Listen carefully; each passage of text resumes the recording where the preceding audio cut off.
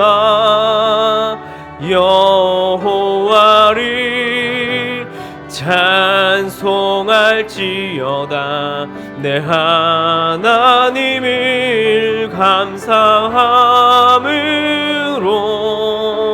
주 앞에 나가며 주 임재 앞에 경배. 예루살렘아 예루살렘아 여호와를 찬송할지어다. 내 하나님을 감사함으로 주 앞에 나가며 주 임재 앞에 경배해. 손을 내리시고 사도신경으로 우리의 신앙을 고백하겠습니다. 전능하사 천지를 만드신 하나님 아버지를 내가 믿사오며 그 외아들 우리 주 예수 그리스도를 믿사오니 이는 성령으로 잉태하사 동정녀 마리아에게 나시고 본디오 빌라도에게 고난을 받으사 십자가에 못 박혀 죽으시고 장사한 지 사흘 만에 죽은 자 가운데서 다시 살아나시며 하늘에 오르사 전능하신 하나님 우편에 앉아 계시다가 저리로서 산 자와 죽은 자를 심판하러 오시리라. 성령을 믿사오며 거룩한 공회와 성도가 서로 교통하는 것과 죄를 사하여 주시는 것과 몸이 다시 사는 것과 영원히 사는 것을 믿사옵나이다. 아멘. 자리에 앉으셔서 찬송가 220장 함께 찬양드리겠습니다.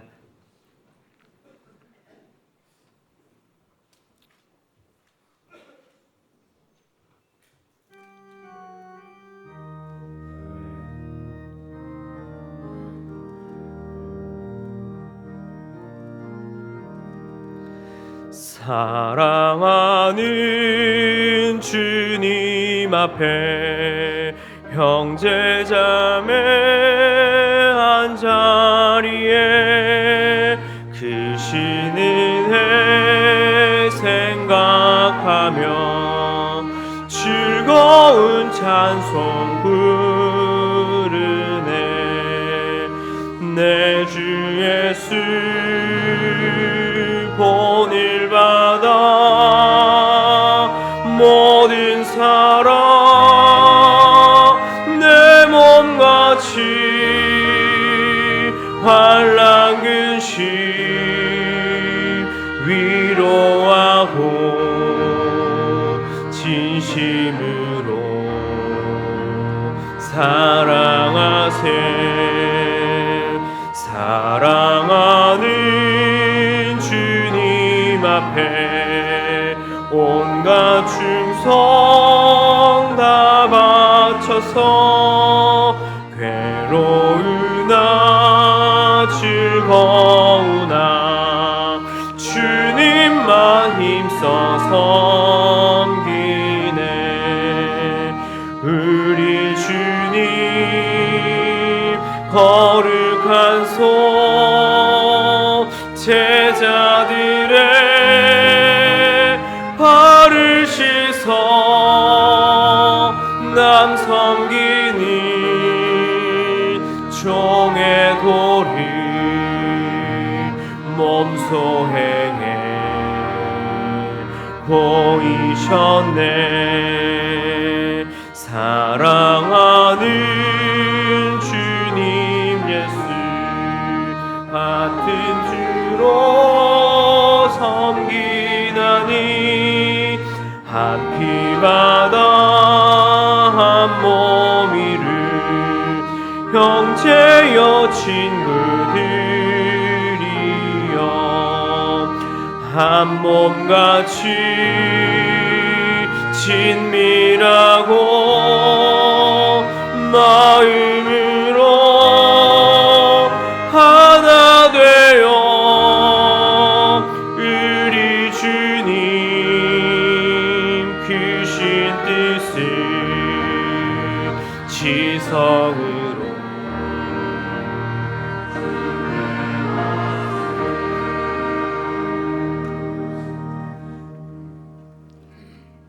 우리의 소망 되시는 하나님 아버지, 오늘 거룩한 주일 하나님의 자녀된 우리들이 모여 예배하게 하시니 감사를 드립니다. 예배 중에 임재하실 하나님을 찬양하며 경배를 드립니다. 주의 종을 통해 말씀을 받을 때 성령 충만케 되며 하나님을 오롯이 경험케 되는 시간 되게 성령님 도와주시옵소서. 주신 말씀으로 가정과 세상 일터에서 빛과 소금의 역할을 잘 감당할 수 있는 능력 있는 그리스도인으로 이끌어 주옵소서.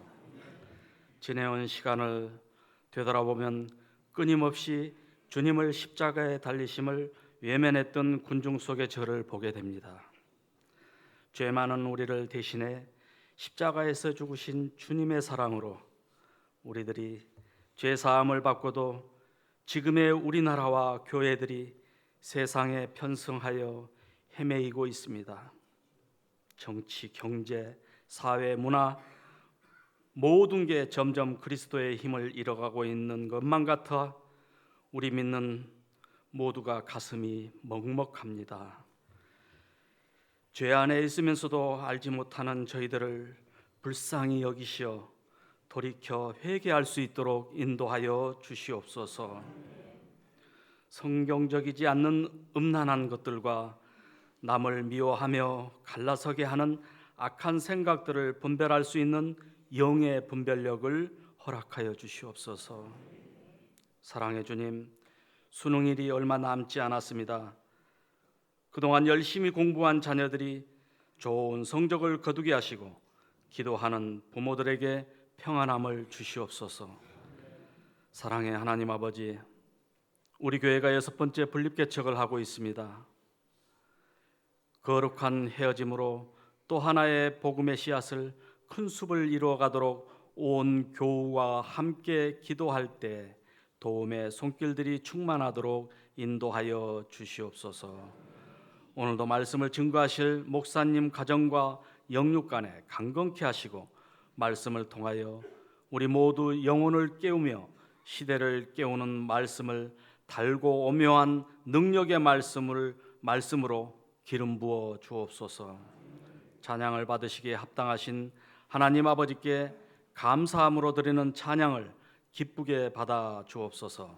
예배를 돕는 모든 손길들을 기억해 주시고 예배 중에 임재하실 주님을 찬양하며 예수님 이름으로 기도드리옵나이다. 아멘.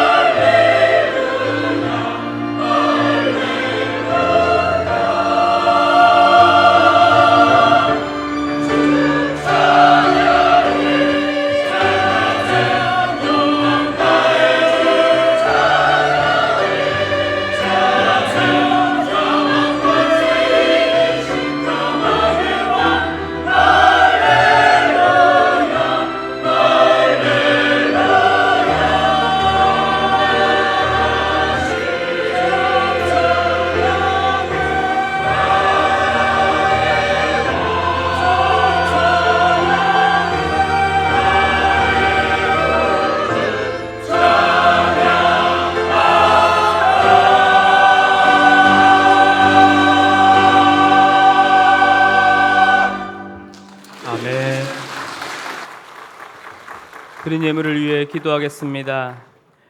만왕의 왕이시며 우리의 구주 되신 예수 그리스도 그분의 이름을 찬양합니다. 영광 올려드립니다. 죄와 사망 가운데 놓인 우리의 인생이었지만 예수 그리스도를 통하여 우리에게 참된 생명과 평화 그리고 영원함을 우리에게 허락하여 주심에 감사를 드립니다. 그리고 그 은혜가 있기에 우리는 오늘 하루를 살아낼 수 있으며 또 내일을 살아갈 수 있음을 주님 고백합니다. 날마다 그 은혜를 바라보며 걸어가는 우리 모두가 되게 하여 주시옵소서.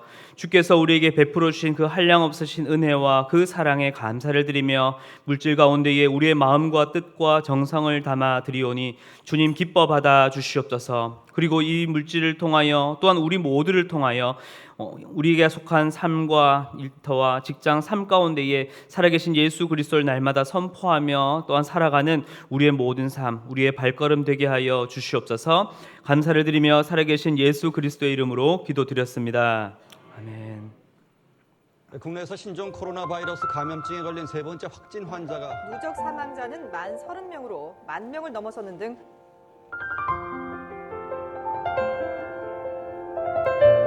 우울하거나 불안하다고 느끼는 초등학교 저학년생은 4명 중 1명.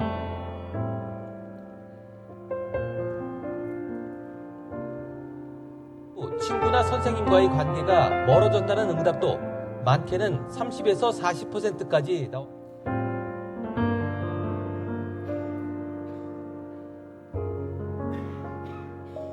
청소년 5명 가운데 1명은 일상생활에서 의존 위험 청소년 수는 지난해보다 늘어났는데 특히 의존도가 높다고 답한 초등학생 4학년은 67,000여.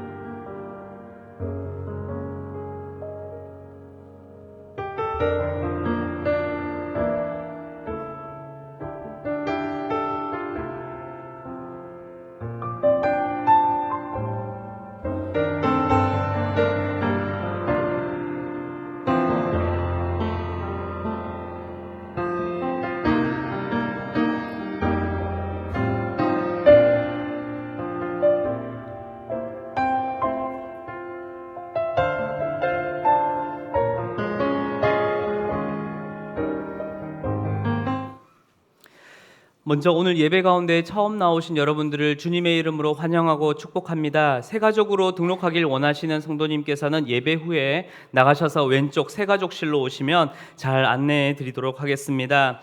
교회 소식을 전해드리겠습니다. 양육 2단계를 모집합니다. 기간은 9주입니다. 11월 5일 화요일부터 시작이 됩니다. 낮반은 오전 10시, 밤반은 오후 8시입니다.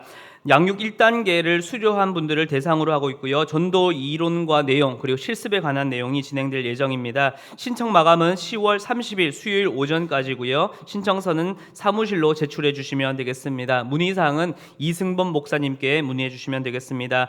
양육 4단계 또한 함께 진행이 되는데요. 기간은 12주입니다. 11월 5일부터 주일 일정은 11월 10일부터 진행이 됩니다. 화요일 낮반은 오전 10시부터 화요일 밤반은 오후 8시부터 주일 오후반은 오후 3시부터 진행이 됩니다. 각 반 10명 선착순입니다. 양육 3단계를 수료하신 분을 대상으로 하고 있고요. 지역장님과 순장님의 추천을 받으신 분을 대상으로 합니다. 새벽기도와 큐티, 교재 예습과 또한 양화진 방문을 통한 일정이 있습니다. 신청 마감은 11월 3일 주일 오전까지입니다. 오리엔테이션과 교재 수령은 11월 3일 주일 오후 1시 30분 4층 새가족 교육실에서 있습니다. 신청서는 사무실로 제출해 주시고요. 문의사항은 윤시원 목사님께 문의해 주시면 되겠습니다. 이교구 가을 야유회가 있습니다. 10월 26일 토요일 대관령 양떼 목장으로 가게 됩니다. 각 마을 지역장님과 순장님께 문의해 주시면 되겠습니다. 늘푸른 소풍이 있습니다. 우리 늘푸른 마을에서 우리 만 70세 이상이라면 누구나 참석이 가능합니다. 11월 2일 토요일 오전 9시에 교회를 출발합니다. 장소는 양평군 서종리입니다. 성경의 벽이란 장소로 갈 예정입니다. 늘푸른 마을로 신청해 주시고 문의사항은 박기선 권사님께 문의해 주시면 되겠습니다. 영상에서 보셨듯이 은동교 입학 설명회가 있습니다. 11월 2일 오후 1시 그레이스홀에서 있습니다. 선교국에서 누리학교 교사를 모집합니다. 특별히 러시아권 이주민 2세대를 위한 섬김이 필요한데요. 매주 토요일 오후 12시 30분부터 3시까지입니다. 문의사항은 노문기 부장지사님께 문의해 주시면 되겠습니다. 제1권사회에서 김장용 젓갈과 또한 반찬용 젓갈을 판매합니다. 열린다락에서 축구다락을 모집합니다. 매주 토요일 오전 8시입니다. 장소는 남양체육공원 풋살장이고요. 축구를 통해서 교제하고 전도하기를 원하시는 분들의 많은 참석과 참여를 부탁드립니다. 이승범 목사님께 참석을 희망한다는 문자로 보내주시면 되겠습니다.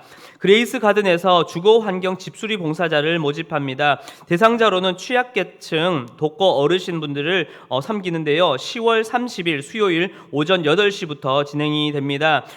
남양 읍내에 있는 여러 가지 주변을 돌아보면서 청소와 또한 도배, 장판 정리를 하게 되는데요. 문의사항은 강수곤 집사님께 문의해 주시면 되겠습니다. 교인 동정입니다. 화평마을 장성길 집사님, 송윤정 집사님 모친상 당하셨습니다. 드림동산교회 분립개척에 또한 함께 또한 동참하길 원하시거나 또한 문의사항이 있으시면은 신영태 목사님께 문의해 주시면 되겠습니다. 특별히 드림동산교회 개척 기도회가 10월 26일부터 매주 토요일 저녁 8시에 있습니다. 함께 기도하실 분들은 누구나 참여가 가능하니까요. 많은 참석과 또한 함께 기도해 주시면 감사드리겠습니다. 그리고 우리 예배당을 들어오시면서 받으신 교회 주보는 따로 반납을 하지 않으셔도 됩니다. 가지고 가셔서 이웃과 주변에 전도용으로 또 교회를 소개하는 용으로 자유롭게 사용하시면 되겠습니다. 이번 주 다음 주 식당 봉사는 예빈마을입니다. 다음 주 청소 봉사는 예단마을입니다. 이제 하나님의 말씀을 함께 찾도록 하겠습니다. 오늘 말씀은 사도행전 15장 36절부터 41절까지 말씀입니다. 신약성경 214쪽입니다. 사도행전 15장 36절부터 41절까지 말씀을 저와 교독하여 읽도록 하겠습니다. 며칠 후에 바울이 바나바더러 말하되 우리가 주의 말씀을 전한 각 성으로 다시 가서 형제들이 어떠한가 방문하자 하고 바나바는 마가라 하는 요한도 데리고 가고자 하나 바울은 밤빌리아에서 자기들을 떠나 함께 일하러 가지 아니한 자를 데리고 가는 것이 옳지 않다 하여 서로 심히 다투어 피차 갈라서니 바나바는 마가를 데리고 배 타고 구브로로 가고 바울은 실라를 택한 후에 형제들에게 주의 은혜에 부탁함을 받고 떠나 수리아와 길리기아로 다니며 교회들을 견고하게 하니라. 아멘. 이 시간 담임 목사님 나오셔서 나하고 다른 사람과 함께 일하기라는 제목으로 말씀 전해 주시겠습니다.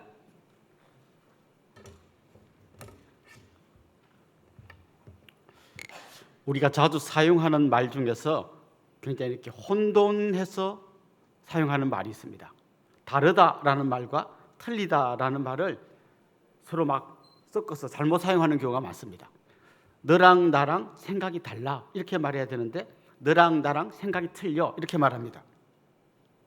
그 말 속에는 구체적으로 말하진 않았지만 뭔가 좀 이렇게 함축되어 있는데요. 너랑 나랑 생각이 다른데 네 생각이 틀려 이런 내용이 좀 함축되어 있는 거죠. 여러분 오른손을 다른 말로 뭐라고 말하는지 아십니까? 예, 바른 손이라고 말합니다. 그럼 왼손은 틀린 손이에요. 그래서 옛날에 엄마들이 왼손으로 뭐 글씨 쓰고하면 해초리로 톡톡 치면서 야야 오른손으로 쓰라고 했습니다. 다름과 틀림을 혼동하면 굉장히 혼란스럽습니다. 근데 우리 안에는 나도 모르게 나하고 생각이 다른 사람을 볼 때 틀리다라고 생각할 때가 굉장히 많은 거죠.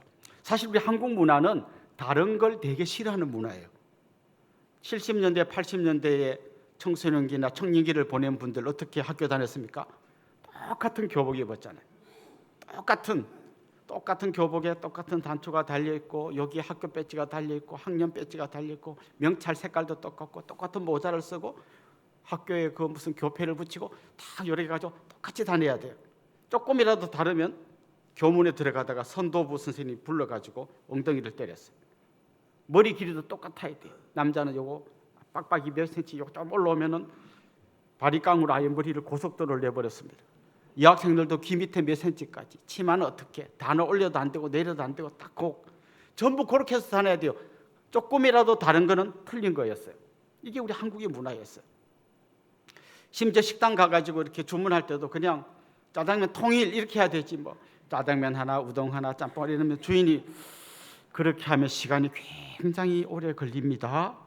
이렇게 말은 이렇게 하지만 빨리 통일해서 시키세요 이렇게 할 정도로 우리는 남하고 다른 거를 좀 못 봐주는 문화가 있어요. 그러다 보니까 좀 이렇게 뭔가 남하고 다른 생각 좀 튀고 이러면 굉장히 모난 돌이 정 맞는다, 뭐 이런 이야기를 하면서 어떻게 보면 뭔가 하나를 이루려고 하는데 건강한 하나됨이 아니라 껍데기로 억지로 막 쥐어짜서 하나를 만드는 문화가 있었습니다. 그래서 우리랑 다른 지역 사람, 나와 다른 성별, 나하고 다른 세대, 나하고 다른 정당 굉장히 불편해하는 문화가 유난히 우리 한국 안에 더 강한 것 같습니다. 유대인들도 그런 문화가 있었습니다. 그들은 같은 혈통, 아브라함의 후손이라고 하는 그 혈통을 굉장히 중요하게 생각했고요. 똑같이 모세의 율법을 지키고 남자들은 똑같이 할례를 행하고, 그래서 우리는 하나, 그리고 우리가 아닌 다른 사람은 다 적이고 정말 형편없는 사람 이렇게 했던 거죠. 그런데 이 사도행전을 읽어보면 유대인들이 개나 돼지처럼 취급하고 절대 자기들 공동체에 들어오지 못하게 했던 이방인들이 복음 안에서 하나하나 들어오는 감동적인 이야기가 있습니다. 이방인이었던 고넬료와 그의 온 가족이 예수님 앞으로 돌아와서 교회 공동체의 일원이 됩니다. 그리고 여러분, 우리 지난주 말씀에도 살펴본 것처럼 이방인들도 굳이 유대인들처럼 할례를 받고 율법을 지키고 그렇게 하지 않아도 믿음 안에서 모두가 하나 되는 공동체가 될 수 있다는 것을 이야기하고 있습니다. 그래서 사도행전의 이야기는 정말 그 당시 문화 속에서는 너무 감동적이고 어마어마한 혁명보다 더한 그런 이야기가 계속 이어지고 있는 거죠. 나중에 더 나아가면 남자와 여자가 하나 되고 주인과 종이 하나 되는, 그야말로 온 사회 전체가 믿음 안에서 모두가 한 가족이 되고 한 공동체가 되는 아름다운 이야기로 가득 차 있습니다. 그런데 이런 엄청난 일을 하는 제일 앞에 서 있던 사람들이 오늘 본문에 보면 다투는 이야기가 나와요. 지난주에 그 사도행전 15장에 유대인과 이방인이 믿음 안에서 하나 되는 이걸 밝히려고 바울과 바나바가 예루살렘까지 내려가서 베드로와 야고보의 그 판결을 받아가지고 이방인들도 할례 받지 않아도 됩니다, 믿기만 하면 믿음 안에서 모두 하나가 됩니다라고 하는 놀라운 판결을 받아서 돌아온 이 두 사람이, 정작 자기 두 사람이 싸운 이야기가 오늘 본문에 나옵니다. 아마 여러분도 종종 그런 거 보셨을 거예요. 자유와 평화와 정의를 위해서 막 일하는 그런 분들이 집에 오면 그 집에는 자유도 평화도 정의도 없는 이상한 집이 되죠. 큰 일을 하는데 이 사소한 일에서는 안 돼. 오히려 오늘 본문이 그걸 보여주고 있습니다. 오늘 이 두 사람이 싸운 얘기가 본문에 나와요. 부끄러운 이야기죠. 싸운 이야기는 의외로 엉뚱한 한 사람 때문이었습니다. 마가라고 하는 사람 때문에 이렇게 하나 되어서 일하던 두 사람이 다투게 되었습니다.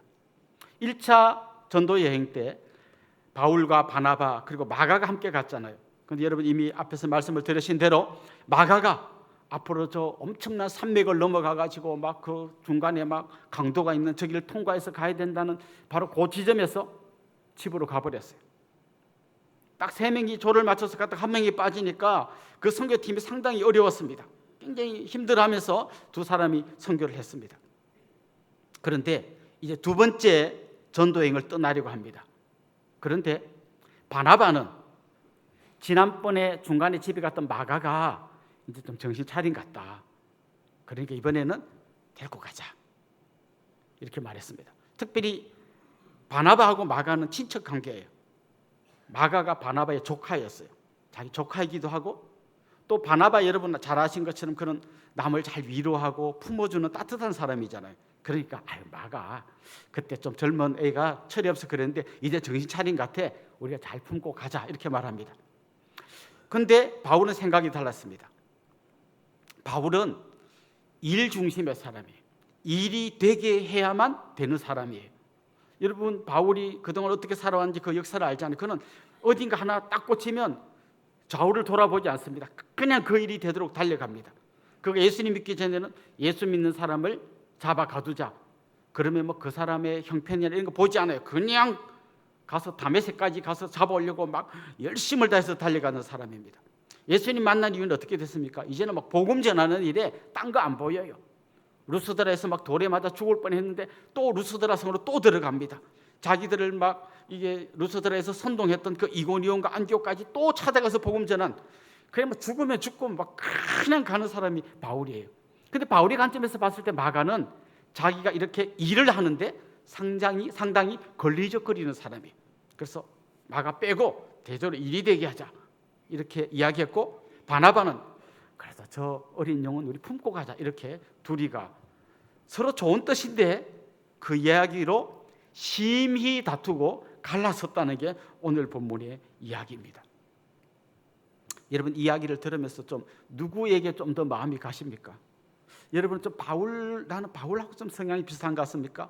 바나바하고 비슷한 것 같습니까? 사실 사람의 기질을 이렇게 보면 요즘 많이 유행하는 MBTI는 16개의 기질로 나눕니다만 좀 처음 보는 분은 상당히 복잡할 거예요. 가장 간단하게 사람의 기질을 나누는 방법은 히포크라테스가 개발했다고 하는, 뭐 정확하지는 않습니다만 그렇게 알려져 있는 4가지 기질로 사람을 나누는 방법이 있습니다. 다혈질, 담접질, 점액질, 우울질, 이 4가지 기질로 나누는데요. 각 기질마다 굉장한 장점과 단점이 있습니다. 바울 같은 경우는 담접질 사람입니다. 담접질인 사람은요, 하면 하는 사람이, 한다면 하는 사람이. 예를 들면 이런 사람 무슨 운동을 하나 했다. 그러면 그 운동을 죽기 살기로 해서 얼마 지나지 않아서 꽤 그 운동을 잘하는 사람이 됩니다. 끝까지 나는 살을 뺄 거야. 그러면 진짜 몇 달 후에 살을 딱 빼서 나타나는 사람. 이 사람이 담접질인 사람입니다. 이런 사람은 일이 되게 하는 굉장한 능력을 갖고 있습니다. 그런데 이 사람의 치명적인 약점이 있어요. 다른 사람을 잘 배려하지 못해. 일이 돼야 되니까 탁 빠져 들어와 나가 탁탁탁탁. 그러면 그 빠져나가는 그 사람은 뭐 엄청 마음에 상처를 받아요. 빨리 와 나가 들어가 착착착착 일이 되게 하는데 주위 사람들은 굉장히 힘들어요. 반면에 바나바 같은 사람을 우리는 점액질의 사람이라고 불러요. 이런 사람은 윤활유 같은 사람입니다. 어떤 공동체에 다락방에 점액질 사람이 있으면 다른 사람 배려해주고 자기가 먼저 섬겨주고 막 분위기 어색하면 자기가 막 웃기는 이야기 해가지고 또 분위기를 풀어주고, 이런 사람이 있으면 공동체가 된 게 매끄럽게 돌아가요. 그런데 이런 사람도 약점이 있어요. 이런 사람은 일이 안 되는 게 크게 안 답답해요.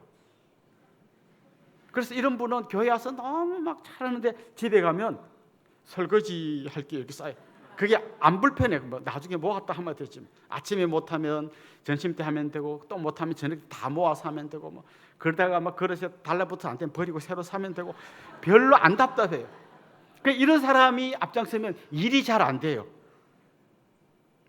근데 이 두 사람이 다 장점과 단점이 있잖아요. 그러니까 바나바는 막 마가 한 명을 끝까지 품어주고 미숙하지만 또 이렇게 해서 세워주고 막 이러려고 하는 거고, 바울은 복음을 전하는데 사소한 정의에 얽매이면 안 된다 이렇게 해서 가니까 두 사람 말이 다 맞는 거예요. 근데 문제는 뭔가 하면 내 생각과 너의 생각이 좀 다르다, 우리 잘 어떻게 해보자가 아니라 너의 생각은 틀렸다라고 말하면 그때부터 싸움이 일어나게 되는 거죠. 사실 바나바의 입장에서는 굉장히 화가 많이 났을 것 같아요. 왜냐하면 바울이 교회 공동체 안에 들어올 때 결정적인 역할을 하는 사람이 바나바예요. 원래 바울은 막 예수 믿는 사람 잡아가고 막 그런 나쁜 사람이었잖아요.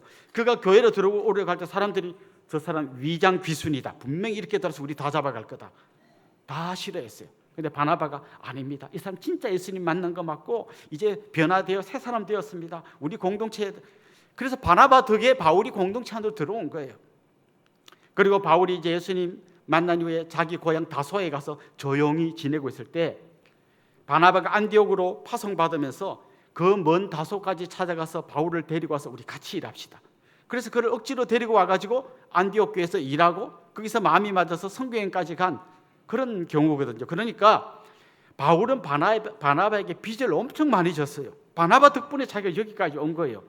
그런데 바나바가 말하는데 막 대들고 싸운 거예요. 그러니까 바나바 볼 때 바울이 참 이상한 사람이죠. 왜 이 사람 이렇게, 또 솔직히 이런 마음도 들잖아요.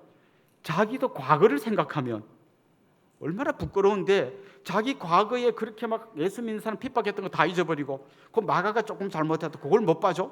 이런 마음이 이제 바나바의 마음인 거죠. 반면에 바울은 어떤 마음이었을까요? 바나바는 공과 사를 구분하지 못한다.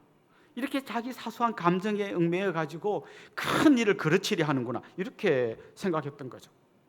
그러다 보니까 서로 다른 생각이 틀린 생각이라고 생각했고, 그러다 보니까 그냥 약간 언쟁을 벌인 게 아니라 크게 다투고 우린 둘이 같이 못 가겠다, 갈라서 버린 그런 이야기가 오늘 본문의 이야기예요.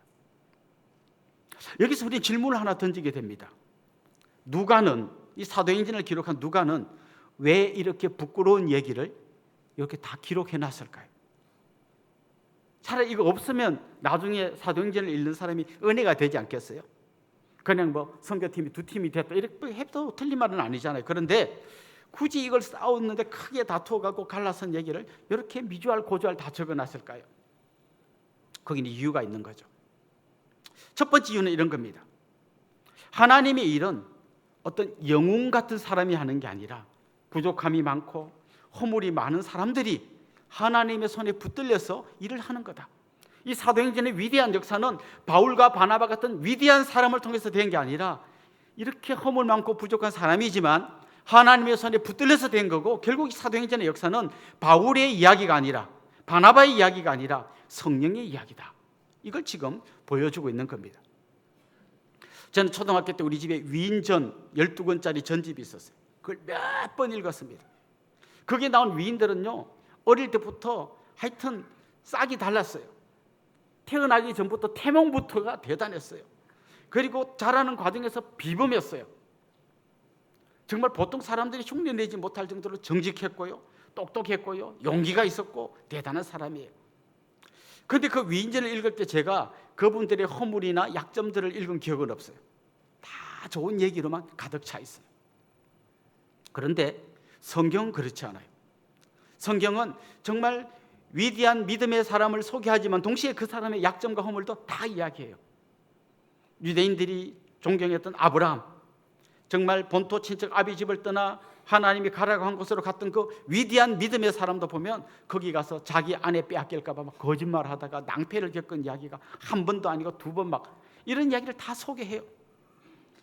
이스라엘 백성들의 실제적인 조상이었던 야곱, 잔머리 걸리고 뒤통수 치고 거짓말하고 막 뭐 이런 사람이 다 있나 싶은 걸 낱낱이 다 이야기를 해요. 다윗, 정말 이스라엘 백성들이 가장 존경하는 왕이었지만 그가 간통죄를 범하고 자기의 충신 우리아를 사지로 내몰아서 죽게 만든 나쁜 놈이라는 것을 다 이야기를 해요. 그렇습니다. 심지어 마태복음 보십시오. 예수님의 족보를 이야기하면서 그 족보 안에 들어온 사람들 중에 별 희한한 사람이 다 있어요. 다말이라는 여인은 자기 시아버지를 유혹해가지고 임신을 해서 아이를 낳았는데 그 아이가 예수님의 조상이에요. 기생 라합도 예수님의 조상의 명단에 들어와 있어요. 이방 여인 룻도 들어와 있어요. 수많은 이런 말도 안 되는 이야기가 이런 사람이 어떻게 예수님의 조상이 되었지라고 하는 것을 다 그들의 약점과 허물을 다 밝히면서도 하나님께서 그 약한 자를 들어서 놀랍게 일하신다는 것을 이야기하는 게 성경이에요. 여러분, 기도원 이야기 잘 아시죠? 기도원이 하나님께서 부르셨을 때 아멘 할렐루야 하고 뛰어간 게 아니라 저 못하는데요, 저는 우리 집은 되게 이스라엘 12지파 중에 우리 집안이 제일 쪼그라들었고 그중에서 제가 제일 부족하고 저는 못해요. 막 아니야, 그래도 네가 해야 돼. 그렇다면 제게 증거를 보여주세요. 양털에만 이슬이 내리고 딴 데는 안 내리게 해주세요. 하나님 그대로 막 그 보여줍니다. 증거를 보여줍니다. 이제 알았어요. 하나님 순종할게요. 아니에요, 그렇게 하지 않았어요. 하나님 이번에 반대로 해줘 보세요. 딴 데는 다 이슬이 내리고 양털에만 안 내리게 해주세요. 나 같으면 야 관둬라, 너하고 알러니 죽지, 그냥 관두러 간다 하고 싶은데 하나님 끝까지 그 사람을 붙들어서 나라를 구하는 일에 쓰셨어요. 저는 이런 말씀을 읽을 때마다 좀 용기가 생겨요. 바울처럼 배려하지 못하는 사람, 바나바처럼 사소한 점에 얽매여 있는 사람도 하나님의 손에 붙들려서 이렇게 쓰임 받을 수 있다면 나같이 부족한 사람도 하나님 쓰실 수 있겠구나. 용기가 생겨요. 어떨 때는 이런 생각이 들잖아요. 아이고, 내 앞가림도 못하는 주제에 내가 누구에게 말씀을 전하고 이럴 수 있을까? 막 이런 한심한 생각이 들 때도 하나님의 손에 내가 붙들린다면 가장 약한 자를 통해서 위대한 일을 행하시는 그 하나님께서 나같이 부족한 사람을 통해서도 일하실 것이다. 이런 마음을 우리가 갖게 되는 거죠. 혹시 여러분 중에서 저는 너무 부족해요. 아는 것도 없고 경험도 없고 가진 것도 없고 그래서 저는 못해요 라고 생각하는 분이 있다면 기억하십시오. 하나님은 약한 자를 들어서 놀랍게 일하시는 분이십니다. 우리의 부족함을 아시면서도 우리를 통해서 역사하시는 분입니다. 그래서 하나님의 역사는 연약한 우리 크기로 되는 게 아니라 우리의 크기를 뛰어넘어 우리를 붙들고 가시는 하나님 크기로 하나님의 일이 이루어지는 것이죠. 우리 이런 믿음으로 하나님 일을 하는 거예요. 반대로요, 내가 어떤 일을 했는데 뭐가 좀 잘 됐어요. 나를 통해서 뭔가 좋은 일이 많이 일어났어요. 그때 우리가 기억할 일이 있습니다. 이건 내 능력으로 한 게 아니다. 바울의 능력으로 한 것도 아니고 바나바의 능력으로 한 것도 아니고 성령께서 하신 것이다. 마찬가지로 내가 뭔가 대단한 일을 이룬 게 아니라 부족한 나를 통해서 하나님이 일하신 것이다. 이걸 생각하면 우리가 교만해질 이유가 없어요. 여러분, 사람이 교만해지면요, 제일 먼저 일어나는 현상이 뭔가 하면 다른 사람을 판단하고 정죄하는 거예요. 한심하게 생각하는 겁니다. 여러분, 자기를 오늘 이 말씀의 거울에 비춰보십시오. 혹시 나는 너무 부족하기 때문에 하나님을 할 수 없어? 그런 분이 있다면 이 말씀을 통해 깨달으십시오. 부족하지만, 연약하지만 약한 나를 통해서 하나님이 일하신다. 혹시 나는 너무 잘하고 있는데 나랑 같이 일하는 사람이 너무 못해줘, 막 정죄하고 판단하는 그런 경향이 생긴다면 내가 한 게 아니고 하나님이 하게 하신 건데 내가 또 교만해졌구나. 자기를 빨리 돌아볼 수 있으면 좋겠어요. 그래서 우리는 이렇게 고백해야 됩니다. 주님, 저는 주님의 종입니다. 마땅히 제가 해야 할 일을 했을 뿐입니다. 그리고 이런 부족한 저를 하나님의 위대한 일에 끼워주셔서 감사합니다. 이게 우리의 고백이 되어야 하는 것이죠.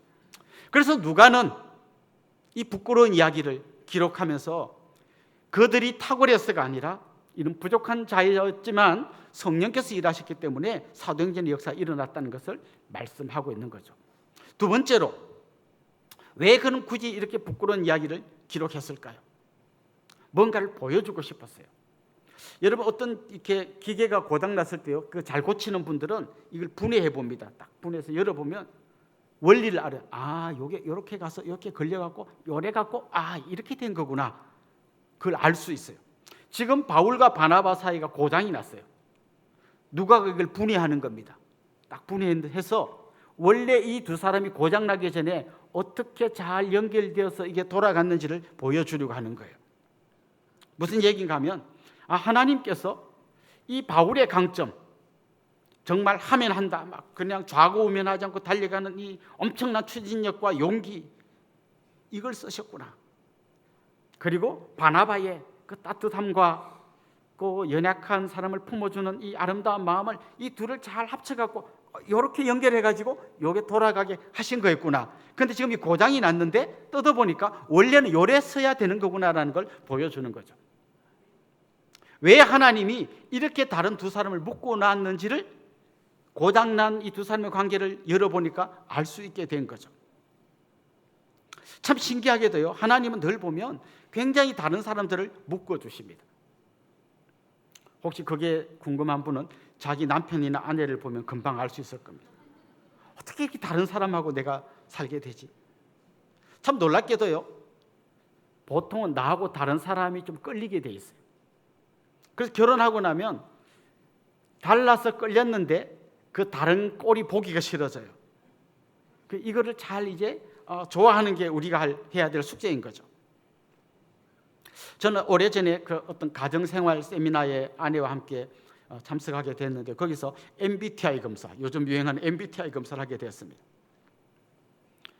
여러분, 저의 기질은 뭐일 것 같습니까? 저는 ENFP입니다. 잘 모르시는 분 저게 무슨 방언인가 할 텐데 이런 사람은 좀 성격이 외향적이고 또 뭐 좀 감정이 훨씬 더 발달해 있고 좀 비체계적이고 뭐 직관이 뛰어나고 뭐 이런 사람들입니다. 아내도 검사를 옆에서 같이 검사를 했어요. 딱 해보니까 아내는 ISTJ예요. 저하고 겹치는 게 하나도 없어요. 정반대의 사람이에요. 깜짝 놀랐어요. 우리가 이렇게 반대였나? 근데 그 다음이 재미있는 일이 일어났습니다. 이제 그 강의를 진행하시는 분이 16개의 기질로 나누어지는데, 그럼 지금부터 자기랑 같은 기질의 사람끼리 모여서 이야기를 하라는 거예요. 그래서 저는 ENFP가 모인 데를 찾아서 이 16개의 그룹 중에 어디가 우리 그룹이가 막 찾고 있는데요. 저 멀리 보니까 굉장히 이상한 그룹이 하나 보이더라고요. 막 떠들고 막 웃고 하는 그룹. 저긴 아니겠지 막 이러면서 갔는데 아니나 다를까 거기가 저랑 같은 기질의 사람이에요. 제가 얼마나 실망했는지 몰라요. 얼마나 노대고 낯서고 뭐 그 짧은 시간에 자기가 사회자가 돼가지고 아무도 사회자 시켜준 적이 없는데 사회를 제가 보겠습니다. 낯서갖고 막 하는 사람이 없나 막 이런 생각이 들었어요. 딴 사람이 나를 보면 이런 느낌일까? 그러다가 저랑 정반대인 우리 아내 그 ISTJ들을 뭐하고 있는데 이렇게 봤더니 저쪽에 그 그룹인데 아무도 말 안 하고 머리 박고 이러고 그래서 내가 이래서 하나님이 다른 두 사람을 만나게 하셨구나. 집에서 둘 다 이러고 있으면 어떻게 되겠어요? 아니면 둘 다 막 서로 낯서면 한 명이 낯서면 한 명이 좀 들어주고 하나님 이렇게 서로 다른 사람을 만나게 하셨구나. 원래 고장나기 전에 바울과 바나바의 관계가 이랬던 거죠. 바울이 막 밀고 나가다가 뒤에 누가 상처받고 좀 있으면 바나바가 다독거리면서 해가지고 이 공동체가 가게끔 하나님이 이렇게 디자인하신 건데 이게 고장이 나니까 막 싸우고 난리가 났던 거죠. 원래 하나님이 만든 세상은요, 다른 것을 조화시켜서 아름답게 만드는 세상이었어요. 천지 창조할 때를 한번 보십시오. 첫째 날부터 쭉 보면 하나님이 보시기에 좋았더라 하다가 마지막에 천지 창조를 완성한 다음에 하나님이 보실 때 하나님이 보시기에 심히 좋았더라, very good이었어요. 거기 보십시오. 해는 해대로 다르고 다른 달대로 다르고 별은 별대로 다르고 나무는 나무대로 다르고 동물은 동물대로 다른데 그 동물끼리 다 다르고 사람도 다른데 사람은 남자가 다르고 여자가 다르고 이 다른 걸 다 만들어 놨는데 기가 막히게 아름다운 조화를 이루는 게 천지 창조 때 하나님 처음 만든 세상이었어요. 그런데 죄로 인해서 이게 깨지니까 다른 걸 못 봐주는, 다른 걸 적이라고 생각하는 엉터리 세상이 돼서 조금만 다르면 싸우는 세상으로 바뀐 거예요. 그런데 복음이 뭡니까? 복음은 이렇게 깨진 세상을 다시 회복시키는 게 복음이에요. 그렇다면 하나님의 복음, 예수 그리스도를 통해서 새롭게 된 이 세상은, 이 복음 안에서의 그리스도인들은 오히려 하나님께서 처음에 만드셨던 그 아름다운 관계, 다르지만 조화스러웠던 이 관계를 회복하는 게 진짜 복음의 능력인 겁니다. 그래서 나하고 다른 사람, 나하고 다른 기질의 아내, 굉장히 다르지만 너무 아름다운 관계로 하나 되게 하는 게 복음의 능력인 거예요. 사실 다름이 잘 조화되면 거기서 엄청난 시너지가 생깁니다. 흔히 우리가 역사 시간에 뵌 르네상스라고 들어보셨죠? 막 문의 부흥이 일어난 그 대표적인 지역이 어딘가 하면 이탈리아의 피렌체라고 하는 도시예요. 이 피렌체라는 도시는 무역의 중심지였기 때문에요, 세계 각국의 사람이 다 모였어요. 뭐 이탈리아는 물론이고 온 유럽 사람들이 피렌체로 몰려들었습니다. 저 아프리카의 흑인들도 왔고요, 중국의 비단 장사도 왔어요. 그러니까 막 여기에 막 흑인, 백인, 동양인 모여가지고 막 비단도 오고 가고 거기서 피렌체에서 엄청난 문의 부흥이 일어나면서 거기서 수많은 예술가, 뭐 다빈치 같은 예술가, 건축가 이런 사람들이 거기서 엄청나게 많이 태어났던 거예요. 저는 이런 이야기를 읽으면요, 우리 교회에 굉장히 소망이 많다고 생각해요. 우리 교회처럼 다양한 사람들로 이루어진 교회도 많지 않습니다. 보통 어떤 한 지역에 가면, 예를 들면 경상도에 가면 다 경상도 사람이 한 80%, 90% 모여 있잖아요. 우리 교회는 온 팔도에서 온 사람들, 우리 교회 1%가 다문화 가정이에요. 우리 교회 1%가 세터민들이에요. 여기에 막 남자, 여자, 경상도, 전라도, 북한 사람, 캄보디아, 베트남 사람이 우리 교회에 한 공동체에 와 있습니다. 현대자동차의 연구소에 박사님도 계시고요, 소 키우는 사람도 있고, 닭 키우는 사람도 있고, 농사 짓는 분도 있고, 그냥 다양한 모든 사람이 우리 교회에 모여 있습니다. 만약에 우리가 이 다름 때문에 갈라지면 우리 교회는 완전히 콩가루 집안이 되는 거고요, 이 다름이 복음 안에서 하나가 되면 놀라운 시너지가 일어날 수 있는 게 우리 교회예요. 저는 우리 교회가 그런 교회로 오고 있고 앞으로도 더 그렇게 되리라고 믿습니다. 자, 그렇다면 이제 우리가 중요한 질문을 던져봐야 돼요. 마지막 질문이에요. 이렇게 다른 사람들이 하나 되면 너무 아름다운 공동체인 건 알겠는데 그럼 어떻게 하면 됩니까? 저는 오늘 누가가 그걸 이 행간 속에서 이야기해 준다고 생각해요. 첫 번째는요, 자신의 약점을 알아야 돼요. 나중에 사도행전이 다 기록된 다음에 바울도 아마 읽었을 거 아니에요? 상당히 부끄러웠을 것 같아요. 만약 미리 읽을 수 있었다면 되게 부끄러웠을 것 같아요. 자기 약점이 뭔지 보이잖아요. 이 말씀의 거울에 비춰서 자기의 약점을 알아야 돼요. 저는 오늘 이 말씀 보면서 바울과 바나바를 딱 보니까, 여러분 저는 어느 쪽에 가까운 것 같습니까? 저는 바나바 쪽에 가깝습니다. 그래서 제 곁에서 같이 일하는 분은 좀 답답해요. 이 사람 뭐 일이 되는지 안 되는지 크게 신경을 안 쓰는 것 같아요. 대신에 저는 누가 막 싸우고 이러면 너무 힘들어요. 나하고 안 싸우고 자기끼리 싸우는 얘기를 듣는 것만으로도 난 너무 힘들어요. 대신에 나는 일이 안 되는 건 크게 안 답답해요. 그래서 내 곁에 누가 필요한가 하면 내가 생각한 이 황당한 이야기를 좀 정리해주는 체계적인 사람이 좀 옆에 있어야 되고요. 그 다음에 좀 내가 벌려놓고 뒷감당을 못하는 일을 끝까지 좀 밀고 나가는 바울 같은 열정 있는 동력자가 저에게 많이 필요해요. 감사하게도 제 곁에는 그런 분들이 많이 있습니다. 여러분도 한번 이 말씀에 우리 자기를 비춰보세요. 나는 어느 쪽에 가깝나? 내 약점이 뭔가를 빨리 발견해야 돼요. 그럴 때 나는 다른 사람을 쉽게 판단하고 정죄하는 대신에 자꾸 나를 돌아볼 수 있게 되는 거죠. 여기서 한 걸음 더 나가야 됩니다.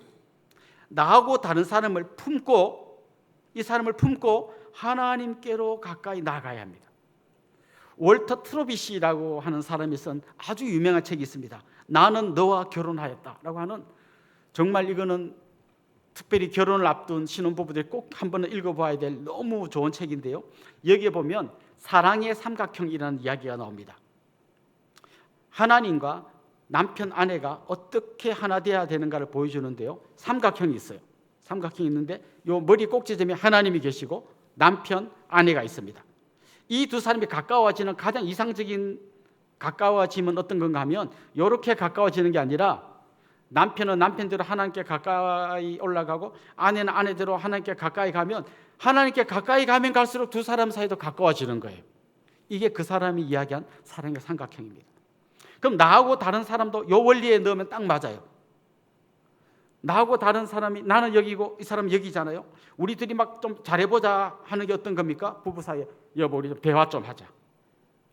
대화의 다른 뜻이 뭔가 하면 대놓고 화를 내다라는 뜻이 있어요. 우리 대화 좀 하자면 사람이 움찔합니다. 또 싸우러 오는구나 이렇게 생각합니다. 이게 둘이 막 대화하자 가까이 지면 오히려 싸울 때가 많아요. 제일 좋은 방법은요, 남편은 남편대로, 아내는 아내대로 점점 하나님께로 가까이 가다 보면 점점 가까워지는 거예요. 나하고 다른 저 집사님, 권사님 둘이 막 우리 좀 따져봅시다. 그때 왜 그랬어요? 너나 잘해라. 이러면 이제 이게 가까워지려 하도 더 싸워요. 이 사람을 품고 하나님께로 같이 올라가는 거예요. 그래서 점점 가까이 가다 보면 두 사람이 완전한 하나됨을 이룰 수 있는 거예요. 그래서 우리 믿음의 선배들, 예를 들면 한경직 목사님이나 이런 분들이요, 후배 목사님이 찾아가서 목사님 우리 후배들이 어떻게 목회해야 되는지 그 아주 비밀, 목사님만의 그 목회 노하우, 그걸 진짜 엑기스를 좀 알려주세요. 그럴 때 그 목사님이 하신 말씀 주로 이런 말씀이에요. 목사님들 예수 잘 믿으세요. 끝. 뭐 이렇게 하세요 저렇게 하느냐, 예수 잘 믿으면 거기 다 답이 있다는 거예요. 저는 여러분이 듣는 복음이 그냥 지식으로만 머물러 있으면 여러분의 삶에 변화가 안 일어날 거예요. 그런데 나하고 다른 사람을 품고 하나님께로 가까이 나가다 보면 너무나 아름다운 공동체를 이루는 걸 경험하게 될 거예요. 그야말로 예수 잘 믿으면 가정에 평화가 오고 가정이 천국이 될 수 있다는 것이죠. 이걸 제일 잘 보여주신 분이 예수님이세요. 예수님은 우리를 이해하려고 그냥 저 천국에서 애쓴 게 아니라 아예 우리의 자리로 내려오셔서 우리를 붙들고, 이 유대인과 이방인을 붙들고 하나님께로 올려드려서 둘을 화목시키게 만드셨잖아요. 그것처럼 우리 안에 그런 역사 일어나면 좋겠어요. 자, 이제 오늘 말씀을 마치면서 바울과 마가의 이 껄끄러웠던 관계는 과연 나중에 어떻게 됐을까? 속편 디모데후서 4장 11절 한번 같이 읽어보겠습니다. 읽어봅시다. 누가만 나와 함께 있느니라. 내가 올 때에 마가를 데리고 오라. 그가 나의 일에 유익하니라. 마가가 마음이 안 들어서 제껴버렸던 바울이었지만 나중에 점점 하나님 안에서 성숙해진 바울이 볼 때 마가는 나의 일에 유익한 사람이다. 표준 세번역에 보면 그 사람은 나의 일에 요긴한 사람입니다. 공동번역에 보면 마가가 꼭 필요한 사람이라고 이야기하는 걸 보게 됩니다. 저는 여러분 안에서 이런 아름다운 화목 하나됨이 일어나길 원합니다. 나하고 성향이 다른 사람, 나하고 다른 기질인 사람 때문에 혹시 마음 상한 적 있습니까? 그 사람도 연약하지만 나도 연약해서 이런 일이 생겼다는 걸 기억하십시오. 한 걸음 더 나가서 그분을 품고 기도의 자리로 나아가고 그분을 품고 하나님께로 한 걸음씩 더 가까이 나아가십시오. 그때 여러분의 가정에서, 우리 교회에서, 여러분이 속한 공동체에서 아름다운 하나됨이 일어나게 될 줄로 믿습니다. 우리 같이 한번 찬양하고 기도하면 좋겠습니다. 약한 나로 강하게 같이 한번 찬양합시다.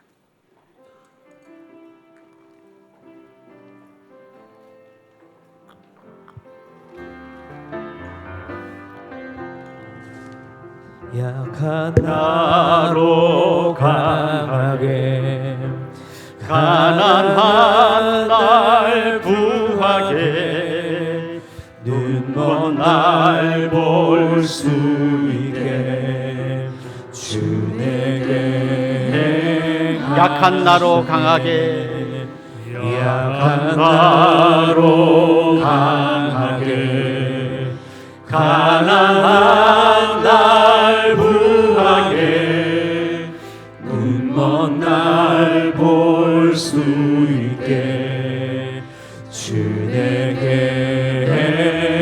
호산나 호산나 호산나 호산나 주기 당한 어린 양 호산나 호산나 예수 다시 내가 건너야 할까 내가 건너야 할까 거기서 내 죄 씻겼네 이제 주의 사랑이 나를 향해 깊은 강에서 깊은 강에서 주가 나를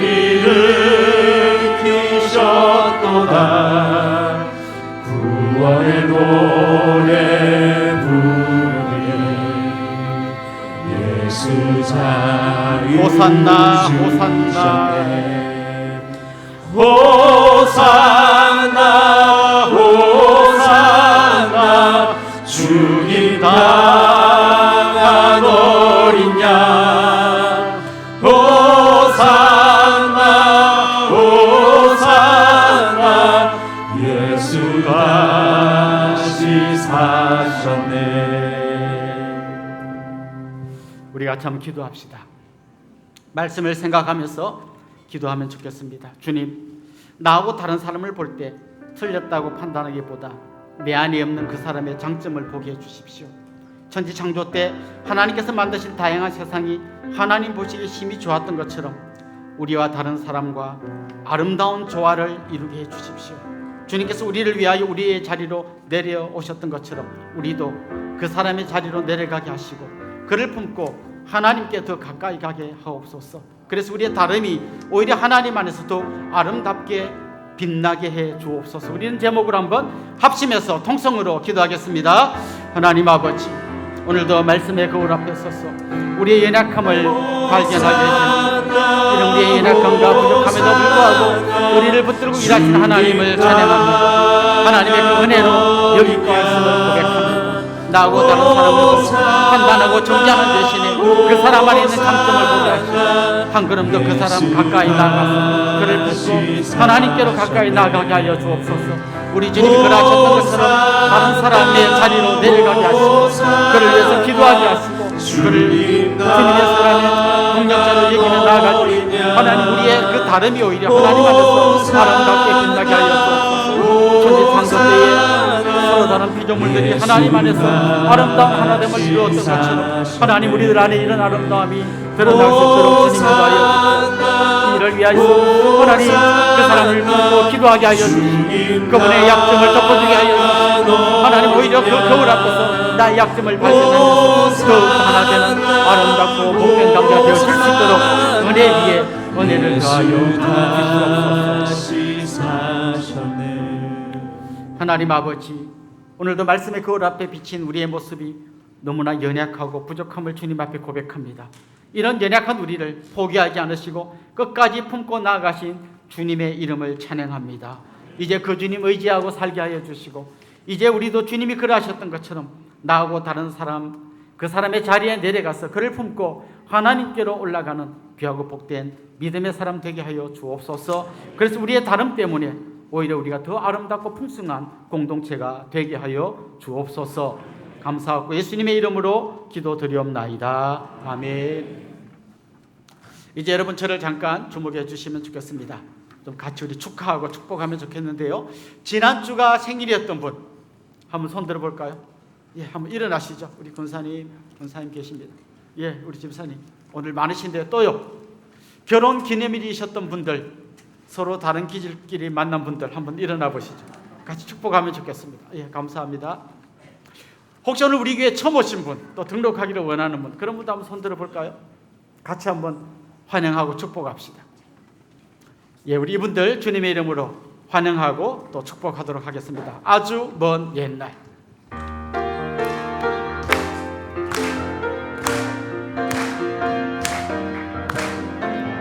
아주 먼 옛날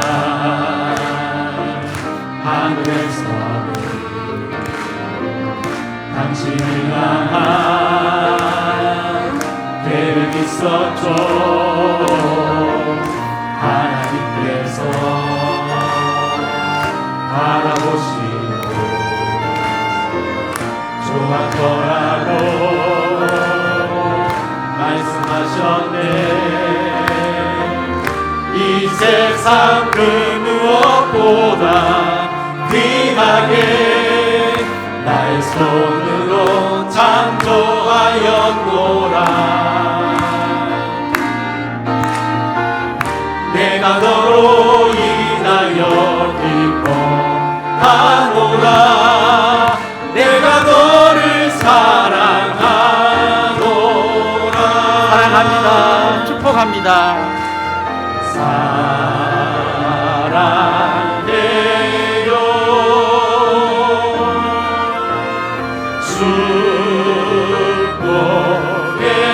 축복해요. 당신의 마음에 우리의 사랑을 모아드립시다. 사랑을 드려요.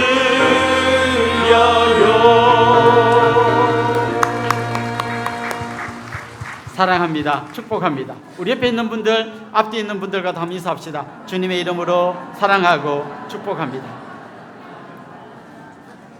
이제 우리 자리에서 한번 다 일어나겠습니다. 같이 한번 온 교회가 온전한 복음을 온 세상에 찬송하고 축도로 예배를 마치겠습니다.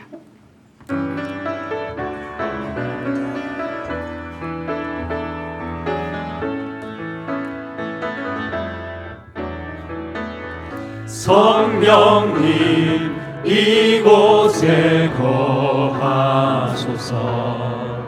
하나님의 소원이 선포되도록 내 마음 이 땅 덮으소서. 끝까지 사랑하신 사랑으로 성령님 이곳에 거하소서. 하나님의 사랑이 선포되도록 살리시고 사랑하시는 아버지 뜻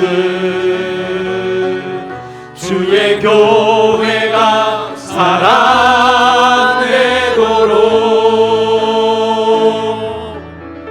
나를 보내사 상한 마음 고치 부으사 아름다운 소식 전하게 하소서. 온 교회가 일어나 온전한 복음을 온 세상에 전하게 하소서.